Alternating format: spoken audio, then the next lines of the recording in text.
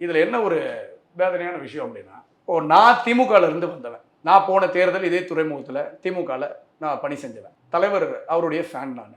தலைவர் கட்சி ஆரம்பித்த உடனே நான் வந்து தலைவருக்காக, தளபதி விஜய் அவர்களுக்காக நான் இங்கே வந்துட்டேன். நான் இங்கே வந்து என்னுடைய கட்சி பணிகளை தொடங்கினேன். மெயினான ரீசன் கரப்ஷனே இருக்காதுன்னு அவங்க சொன்னதும், பப்ளிக் சர்வீஸ் மட்டும்தான் அவரோட மோட்டிவ்னு சொன்னதும் எல்லாமே பிடிச்சி நம்ம இங்கே வந்தோம். இப்படி நான் இங்கே வந்ததுனால ஒரு காரணம் கொண்டு இந்த மாதிரி அவன் வந்து இந்த தொகுதியை இப்படி ரெடி பண்ண நான் வந்து 3 மாதத்திற்குள்ளேயே உங்களுக்கு என் மேலே இவ்வளோ ஒரு பகைமை வருது. இல்ல இந்த ஒரு காரணம் தானா, இல்ல ஏதாவது தனிப்பட்ட விவகாரமா, தனிப்பட்ட மோதல் ஏதாவது முன்னாடியே இருக்கா, முன்விரோதம் அந்த மாதிரி ஏதாவது இருக்குங்களா? நான் வந்து அதாவது 10,000 கோடிக்கு அதிபதியான திரு சேகர்பாபு அவர்களுக்கும் இந்த ஒரு சாதாரண ஒரு விஜயகுமார் ஒரு வழக்கறிஞர் அப்படின்ற ஒருத்தருக்கும் என்ன சார் மோதல் இருந்துற போது எங்களுக்குள்ள என்ன பெரிய பகைமை இல்ல சார், நீங்க சொல்ற மாதிரி பார்த்தா கட்சி பணி செய்யறான்ற ஒருத்தவனுக்கு வந்து இந்த அளவுக்கு அடிக்கணும் இந்த மாதிரி நினைக்கிறாருன்னா கண்டிப்பா வேற ஏதோ ஒரு சந்தேகம் வருதுல, அந்த சந்தேகம் தான் எனக்கு இருக்கு. தெளிவா எனக்கு அரசியல் தெரியும்.